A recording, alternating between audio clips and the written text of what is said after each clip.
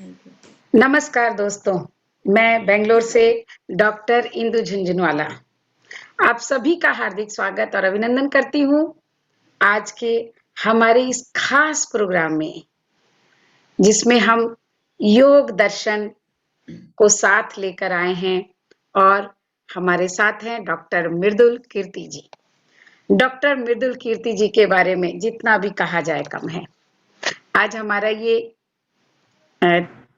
कहूँ तो तीसरा एपिसोड या तीसरी बार हम फिर से बात कर रहे हैं डॉक्टर मृदुल कीर्ति जी से।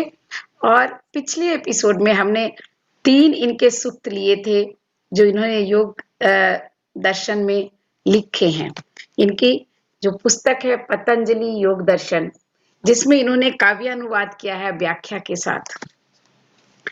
तो आपके बारे में बहुत ज्यादा परिचय नहीं देते हुए थोड़ा सा अगर परिचय दूं तो आपने भारतीय सांस्कृतिक ग्रंथों को मूल संस्कृति से विभिन्न छंदों में, जैसे हिंदी सामवेद काव्यानुवाद किया है चौपाई और दोहों में, अर्थ अथर्ववेद प्राण सूक्त दोहे छंद में, ईशादी नवोपनिषद हरि गीतिका छंद में, अष्टावक्र गीता गीतिका छंद में और शांकर पंचदशी शंकराचार्य के स्तुति स्तोत्र साहित्य दोहे चौपाई छंद में।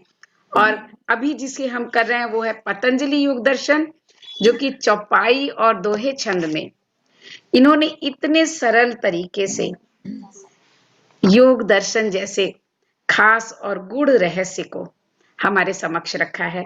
तो डॉक्टर मृदुल कीर्ति जी, आपका बहुत बहुत स्वागत करती हूँ एक बार फिर से। ये मेरा सौभाग्य है तो भी कि मेरा आपसे नमन। हम बार बार मिल पा रहे हैं और आपको सुन पा रहे हैं, आपसे बहुत कुछ जान पा रहे हैं और सीख पा रहे हैं। इंदु जी बहुत बहुत ही धन्यवाद और स्नेह से साधुवाद करती हूँ कि आपने इस तरह मेरे कृतित्व को उजागर किया, मतलब कर रहे हैं इस माध्यम से। उसके विशेष धन्यवाद कृपया स्वीकार करें।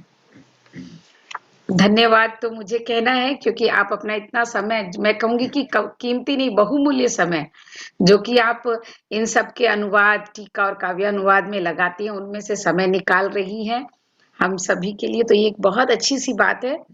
तो आपका जो मैं पढ़ती हूँ तो बड़ा खूबसूरत आपने जैसे लिखा है कि श्वेत श्याम आखर भर होते, श्वेत श्याम आखर भर होते, भावित भाव प्रणव प्रवन से पहले, जैसे पाथर भर होती है हर प्रतिमा पूजन से पहले।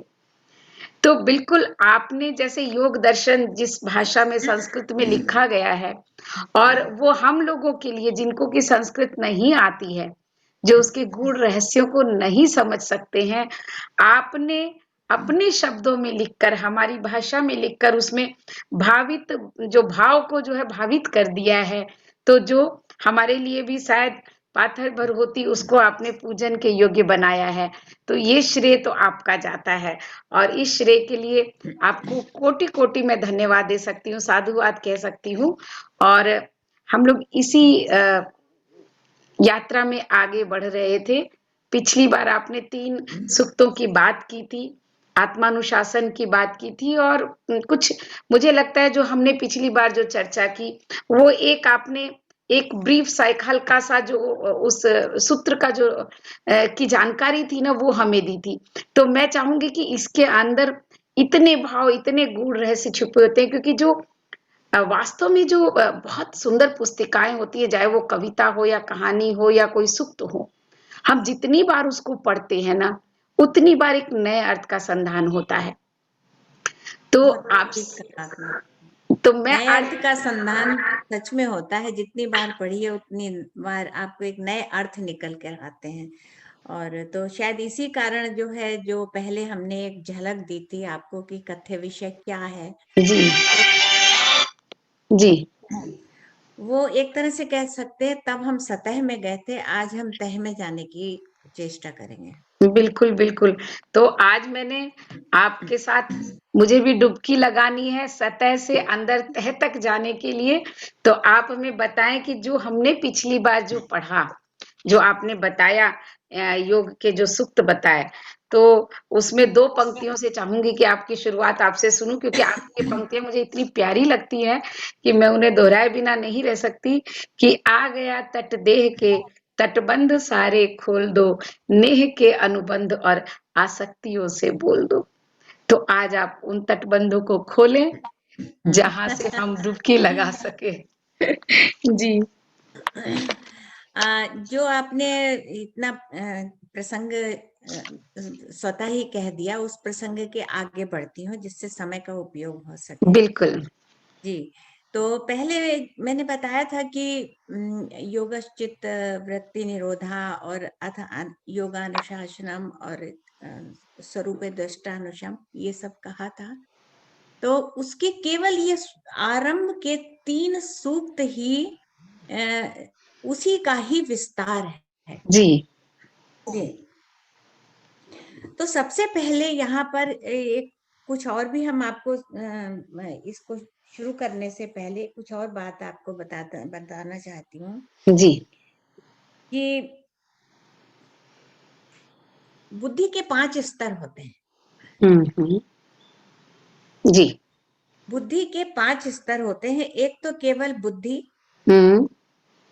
सामान्य खाना पीना और मर जाना, जो और कुछ उनके विचार में ही नहीं आता।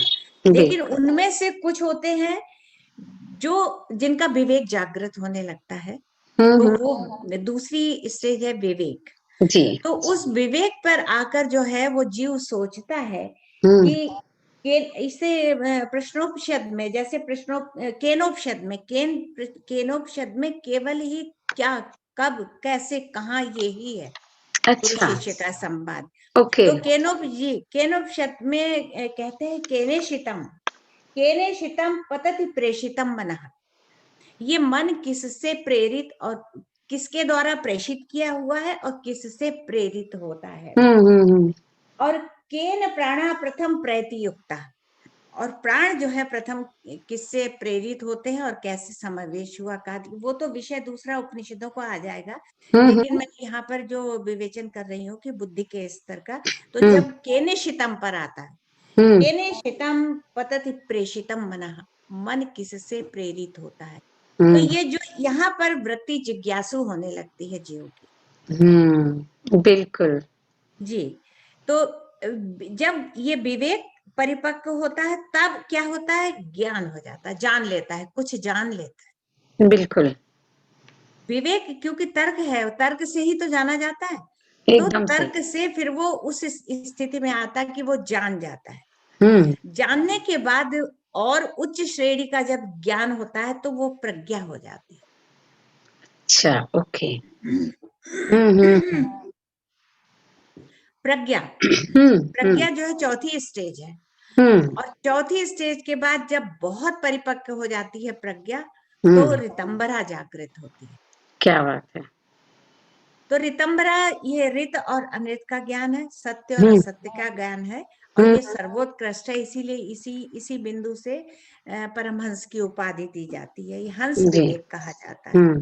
तो ये बात मैंने इसलिए कही है कि अति योगानुशासन, देह का अनुशासन, जीवन शैली का अनुशासन, जीवनचर्या का अनुशासन, बोलने का अनुशासन, और जो जीवन में जो भी गतिविधियां हैं, क्रियाएं, वो उसका अनुशासन पहले ही सूक्त में कहा गया। अति योगा अनुशासन, अनुशासित होने पर ही योग होता है। और ये जो मैंने 5 बुद्धियों का ये बताया, तो धीरे धीरे क्षमा करिएगा, पहले देह का अनुशासन, फिर चित्त का अनुशासन, फिर वो कहते हैं अपना स्वरूप देख लेते, उसके बाद ही क्या चीजें तुम्हें सहयोग करती हैं क्या नहीं, तो वो क्लिष्ट और अक्लिष्ट वृत्तियों में आगे उसका विस्तार हुआ। ये बुद्धि की 5 स्तर मैंने इसीलिए बताए कि पहला अनुशासन जो है वो पहली ही स्थिति है। अब दूसरे में चित्त बुद्धि पे जाएंगे, फिर प्रज्ञा पर जाएंगे, फिर ऐसे धीरे धीरे करके तुमको सिद्धियां मिलेंगी, कैवल्यपाद है, विभूतियां, बहुत विभूतियां मिलती हैं, फिर अंत में कैवल्य मिलता है। कैवल्यपाद जो है वो किसका प्रतिनिधित्व करता है, ऋतंबरा का करता है। अच्छा, ओके। हाँ, विभूति जो है वो उसका प्रज्ञा और ये विवेक और प्रज्ञा और रितंबरा इस जो चौथा स्टेज है इसकी करती है। जब हम उस पर आते हैं, कैवल्य पाद पर आते हैं, और विभूति पाद में बहुत सी विभूतियां मिलती हैं आदि, इस तरह से क्रमशः विस्तार होता चला गया। यही बात मैं शुरू में वार्ता आरंभ करने से पहले कह रही थी कि मैं परतें खोल रही हूँ। पहले मैंने सतह पे की, अब मैं तहों में जाने की कोशिश करती हूँ। बिल्कुल। तो जीवन में अनुशासन इतना आवश्यक है। अब इसको ग्रंथ के परिप्रेक्ष्य में न जाके अगर हम सामान्य जीवन के उसमें भी कहते हैं तो बिना अनुशासन के जीवन कितना अस्त व्यस्त, और वो उसमें कोई मतलब कुछ आप पा ही नहीं सकते अनुशासित जीवन के बिना। और तो आनंद जीवन का खो जाता है। अगर अनुशासन नहीं है तो वो जिस आनंद की आप तलाश कर रहे हैं आम जीवन में भी वो खुशी नहीं मिलती है, जी, क्योंकि आप तो ढंग से कर नहीं सकते हैं। जी जी बिल्कुल। तो पहले ये अनुशासन का टाइटल देकर और अंत में बात को अनुशासन का बताते हैं कि यम नियम आसन प्राणायाम ये तुम्हारे देह के अनुशासन है। जी। और प्रत्याहार, धारणा, ध्यान, समाधि, देखिए साथ साथ में दो बातें भी कहती जा रही हैं अनुशासन के लिए। तो वही केवल देह की चीजें ली मैंने, यम नियम आसन प्राणायाम ये देह का है, देह का है। हाँ बिल्कुल। और प्रत्याहार से आंतरिक यात्रा शुरू हो जाती है। बिल्कुल। तो प्रत्याहार, धारणा, ध्यान, समाधि जो है ध्यान और ये चित्त समाधि। वृत्तियां हैं आपकी। तो देह को अनुशासित करके अब चित्त वृत्तियों को अनुशासित किया जाता है। तो बिल्कुल। समस्या क्या है जगत में? समस्या बिखरे हुए मन की है। जगत में और कोई समस्या नहीं, बिखरे और भटके हुए मन की है। और अगर हर जीव अपने मन को साध ले तो समस्या का निराकरण स्वयं होता। बिल्कुल बिल्कुल। मन एवं मनुष्याणाम, जो जैसा कि कितनी जगह लिखा गया कि बंधनात् मोक्षो कारणम, मन एवं मनुष्याणाम बंधनात् मोक्षो कारणम, मन ही बंधन और मोक्ष का कारण है। तो जिनको कछु न चाहिए वे शाहन के शाह, लेकिन ये चाह और ये भी और जो लपस्याएं हैं जो यही तो प्रपंच में फंसा देती हैं। हाँ, और ये चाह तो 99 के चक्कर की तरह है ना, एक के बाद दूसरी, एक पूरी हुई तो दूसरी तो उसकी ऐषणाएं जो है उसकी, जी जी। कभी वित्त ऐषणा है, कभी लोक ऐषणा है, कभी हाँ, पुत्र बहुत ऐषणा है। ये सब बिल्कुल ऐषणाएं जो हैं वो व्यक्ति को जीने नहीं देती हैं। एकदम सही कहा। तो ऐषणाएं जो है उनका दमन नहीं, उनका शमन दमन नहीं, उनका चित्त वृत्तियों का निरोध भी नहीं। निरोध का अर्थ है अगर बंद हो गई, बिल्कुल रुक गई तो जगत कैसे चलेगा। निरोध का अर्थ यहाँ संयमन से है। संयम से है, बिल्कुल। निरोध कर देंगे तो नहीं आगे बढ़ सकते, लेकिन संयम से चलना है।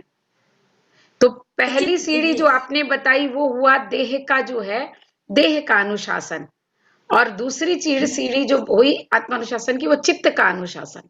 देह से संबंधित जितनी गतिविधियां हैं उनमें नियम और अनुशासन और शास्त्रीय विधि होनी चाहिए।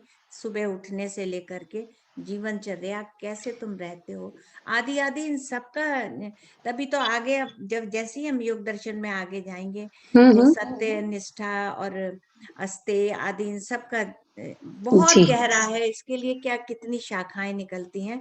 लेकिन हाँ, पहले संयमन है, देह का अनुशासित जीवन, इसके बाद अनुशासित मन। और जब वृत्तियों का निरोध होता है तो समाधान स्वयं हाथ में आ जाता है। तब वो कहते हैं फिर तो कुछ रहा ही नहीं। तो तब दृष्टि स्वरूपे अवस्थानम, तुम अपने स्वरूप में अवस्थित हो जाते हो। और तुम्हारा स्वरूप क्या है? तुम आत्म स्वरूप हो। भटकाव के लिए तुम नहीं बने, तुम भटक रहे हो। तो इसको उपनिषदों के कितने दृष्टांतों से बताया गया। चंचल मन ही सबसे बड़ी समस्या है। योग वशिष्ठ में तो ईश्वर ने अगर चाहा तो मैं योग वशिष्ठ के मन के जो प्रकल्प है उस पर काफी काम करने की, ईश्वर जाने कराएगा नहीं कराएगा, लेकिन हाँ मैं करूंगी मन पर काम। जरूर जरूर। तो एक और अनमोल मोती मिलेंगे हम सभी को। मैं चाह रही हूँ, मेरा है कि बिल्कुल जीवन का मिलेंगे। जो शेष भाग है उसमें मैं योग वशिष्ठ पर काम करूँ। बहुत सुंदर, बहुत सुंदर। तो उसमें योग वशिष्ठ में तो देखिए आप वो कहते हैं कि समुद्र को, हे राम जी, समुद्र को पी जाना संभव है। मंदराचल पर्वत को मथानी की तरह मथना संभव है, लेकिन मन को वश में करना मन को बस में करना। तो गीता में मन कृष्ण को भी वश में कहते हैं करना कि बहुत मुश्किल ये है। प्रमथन शक्ति है इसकी और इसको संयमन करना बहुत कठिन है। बिल्कुल तो लेकिन वो कहते हैं अभ्यास और वैराग्य। बिल्कुल। अब ये दो शब्द जो अभ्यास और वैराग्य है, ये चित्त वृत्तियों पर ही आकर अटक जाते हैं। चित्त वृत्तियों में अभ्यास और वैराग्य आता है। ये वृत्तियां तुम्हारे संयमित कभी भी नहीं होगी जब तक तुम वैराग्य पैदा नहीं करोगे। वैराग्य कभी होता ही नहीं, क्योंकि इंद्रियों का जो बहाव, जो गति है वो नीचे की तरफ। तो वो, और पांचों इंद्रियों में से एक भी इंद्रिय, आपके कितने भी ज्ञानी हो जाओ, एक भी इंद्रिय आपके सुख को चुरा कर ले जाएगी।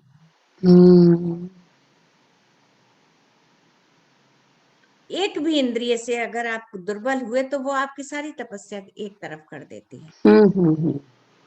तो अभ्यास और वैराग्य तो इसलिए जाता कब है, जब नियमित अभ्यास हो। नियमित अभ्यास अर्थात ध्यान।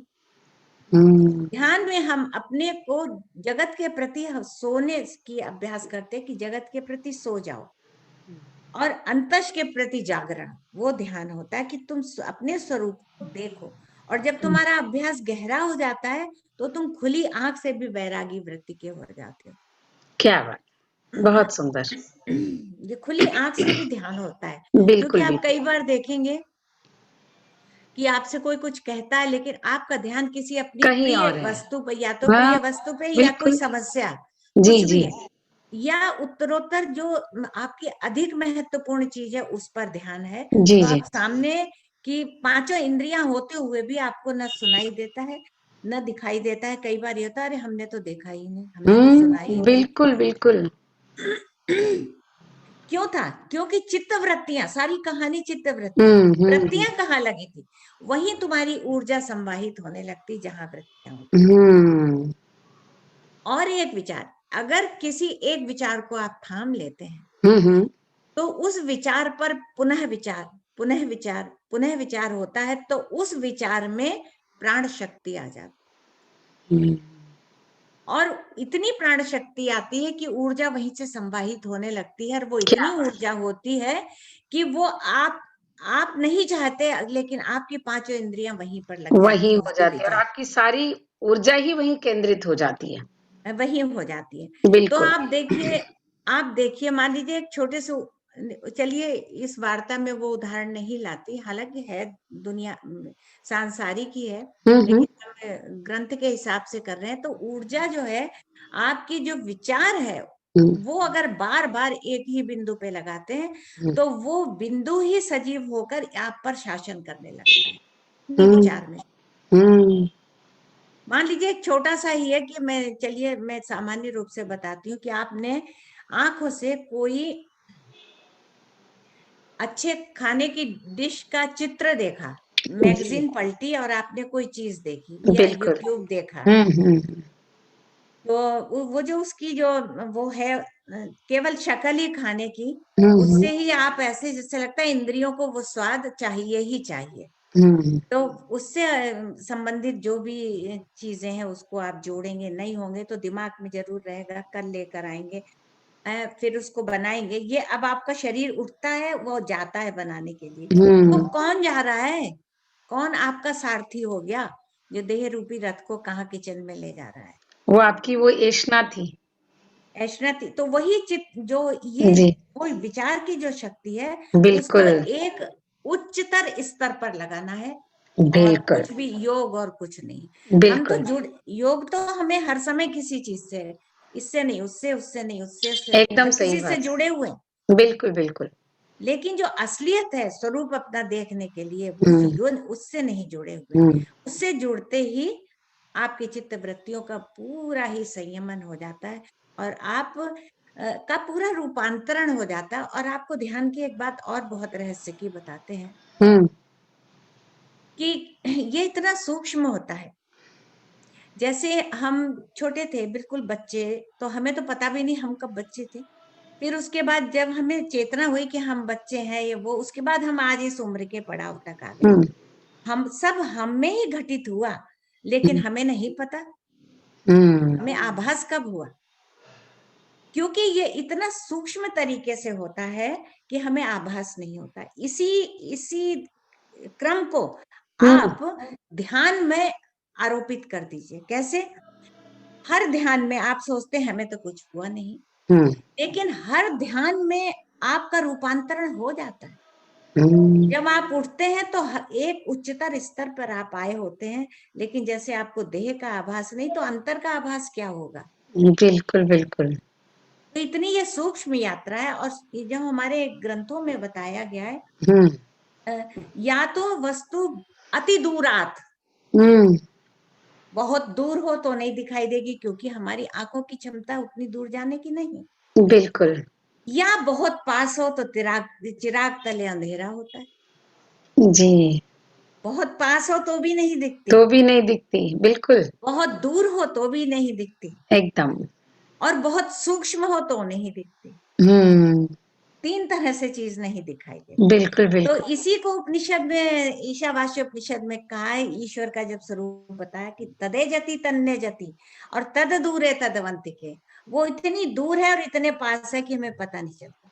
जैसे कोई चीज बहुत गति से जाती, क्या बहुत बात है, बहुत बहुत सुंदर। गति से गई और यूं आई यूं गई, तो आपको लगता है पता ही ये तो नहीं मेरे चलता। पास ही थी, ये पता बिल्कुल। ही नहीं चलता। तो तदय जति तन्नय जति तद दूरे तदवंतिके, उपनिषद में तीसरा ही मंत्र है इसके। तो वो न अति दूर भी है, अति पास भी है।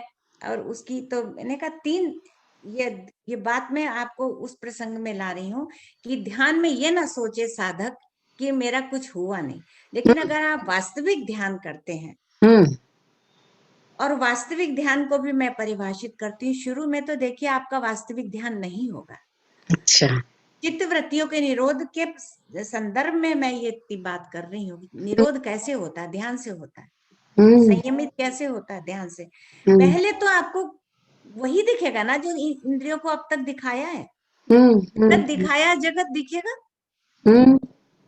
आपके बिल्कुल अपने। सही। अच्छा, उसमें से फिर आंख बंद करते हैं तो पूरा जगत आपके अंदर, फिर 1000 विचारों की भीड़ आती है, आप घबरा के आंख खोल देते हैं। लेकिन उसको देखिए, लेकिन उसका स्वागत मत करिए, उस पर चिंतन मत करिए। ऐसे आइए, अनइनवाइटेड गेस्ट आता है। ध्यान देना या ना देना, तटस्थ ये होकर देखना।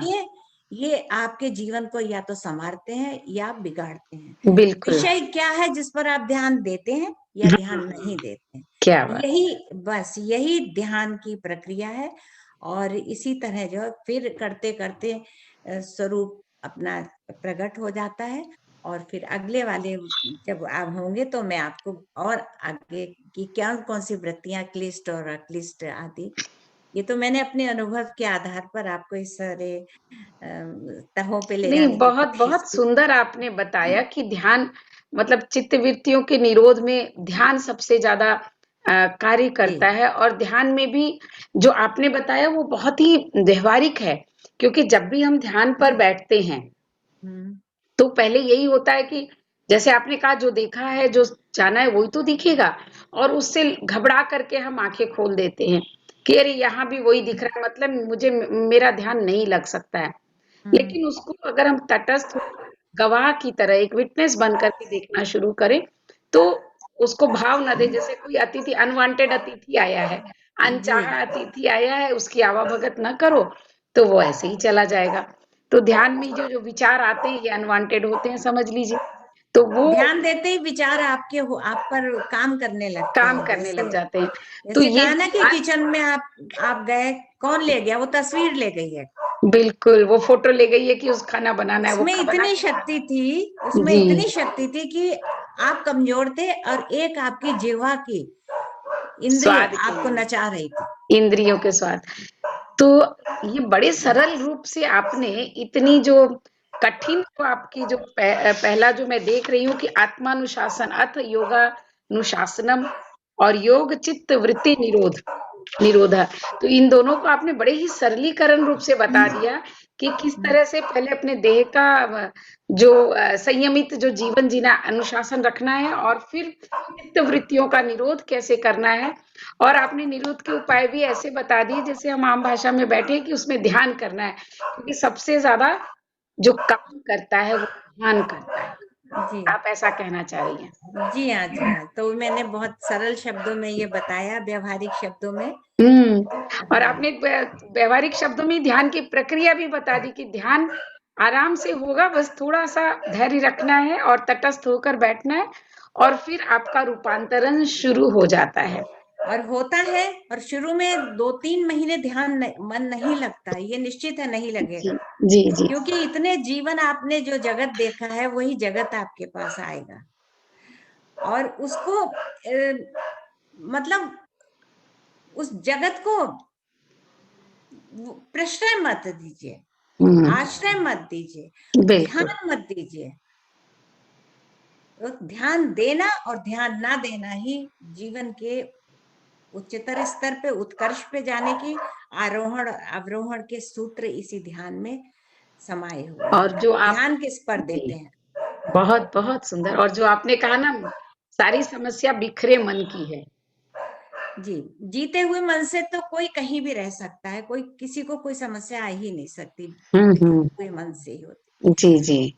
जी, और विचार उसके बाद साथ जो शुद्धिकरण होता है अंतस का, विचार हम्म शुद्ध होते हैं। हम्म। विचार शुद्ध होते हैं तो हमारी वाणी शुद्ध होती है, वाणी शुद्ध होती तो हमारा स्वभाव शुद्ध होता है, स्वभाव शुद्ध होता है तो वातावरण सब चारों तरफ शुद्धता का होता है। तो उसका सारा का आधार कौन है? विचार है और कुछ नहीं है। बहुत बहुत बहुत सुंदर।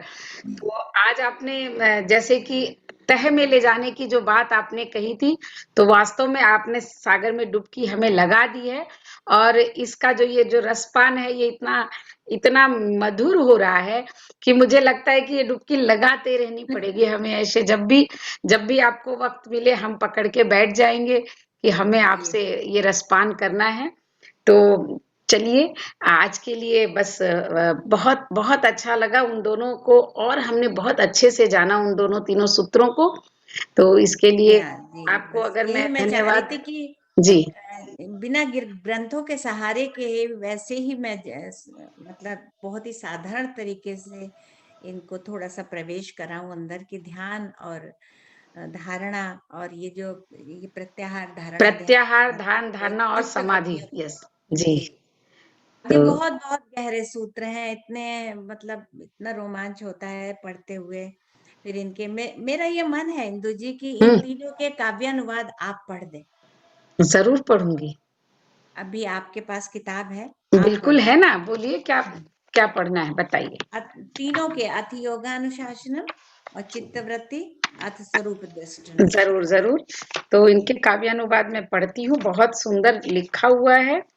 और काव्यानुवाद में ये है कि आपने जो अथ योगानुशासनम, इसका जो आपने काव्यानुवाद किया है, अथ आरंभ योग अनुशासन, प्रथम प्रणवहु आराधन, योग ही प्रेय श्रेय जिन किन्हा, तिन ही सत्य जीवन का चिन्ह। वाह वाह वाह, क्या बात है। तो प्रेय और श्रेय दोनों को जब हम ध्यान में लेते हैं, तभी सत्य जीवन के सत्य का चिन्ह प्रकट सत्य होता है, उजागर होते हैं। सत्य उजागर होता है। और जी। ज्यादातर क्या होता है कि हम प्रिय को लेते हैं, श्रेय को छोड़ देते हैं। जो श्रेय को लेते हैं वो प्रिय को छोड़ देते हैं, और वो कहीं ना कहीं वो अधूरा रह जाता है। तो प्रिय और श्रेय दोनों को साथ लेकर चलना होगा। ये आपने इसमें बहुत सुंदर लिखा है। और उसके बाद आपका जो सूक्त है दूसरा, उसको आपने हिंदी में भी हिंदी और अंग्रेजी में भी किया है। वेदानुकूल योग शास्त्र को आरंभ किया जाता है। Om here follows instructions in union. And then आपने मूल सूक्त लिखा है, दूसरा सूक्त, योग चित्त वृत्ति निरोधा। इसका काव्यानुवाद, जेहि पल थम ही चित्त चंचलता, चित्त वृत्तियन सकल चपलता। वाह। मन संयम और चित्त निरोधा, तिन ही योग रित सत्य प्रबोधा। तो आपने जो बात की थी रित सत्य और योग और रित और जी, सत्य की, तो जी, ये जी। तीनों कब जागृत होते हैं, कब इनका ज्ञान होता है, कब इनका भान होता है, उसके लिए आपने बड़ा खूबसूरत लिखा कि मन के संयम और चित्त के निरोध से, मन के संयम और चित्त के निरोध से जिस पल मतलब ये चित्त की चंचलता रुक जाती है, हम जाते हैं, हाँ। तब थम जाती है, इसकी सारी चंचलता और चपलता रुक जाती है, तो उसी क्षण आपका योग हो जाता है, उसी क्षण योग विकसित हो जाता रित्य और सत्य से क्या ज्ञान आपको हो जाता है। बहुत बहुत ही सुंदर लिखा। और इसके भावार्थ में आपने कुछ और लिखा है कि चित्त वृत्तियों का सर्वथा निरुद्ध, यानी उसको रोकना ही योग है। शरीर मन और विचारों पर नियंत्रण ही सिद्धि है। साधना कठिन नहीं, मन का साधना कठिन है। तो वास्तव में मन का साधना ही बहुत कठिन है। और बड़े खूबसूरत ढंग से जो आपने इसको काव्यानुवाद किया है, और बहुत सिंपल, मतलब जिसको कहेंगे ना एकदम बहुत सामान्य तरीके से किया है कि इसको पढ़ के कोई भी इन बातों को समझ सके। और जी। उसके बाद भावार्थ में तो आपने बहुत सुंदर लिख दिया कि माननेन मनुष्य और कथम न रमते मनः, मन का स्वभाव ही चंचल है।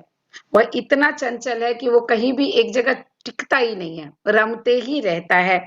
और ये अथर्ववेद से आपने इसको लिया है कि मन कभी रमता नहीं, भ्रमण ही करता रहता है। केवल भ्रमण ही नहीं, बल्कि मन की गति प्रकृति के किसी भी तत्व से अधिक गतिमान है। तो ये हमारे रोज के अनुभवों में भी आता है कि हम मन जो है तुरंत यहाँ और तुरंत वहां हो जाता है। तो बहुत बहुत बहुत सुंदर लिखा है आपने।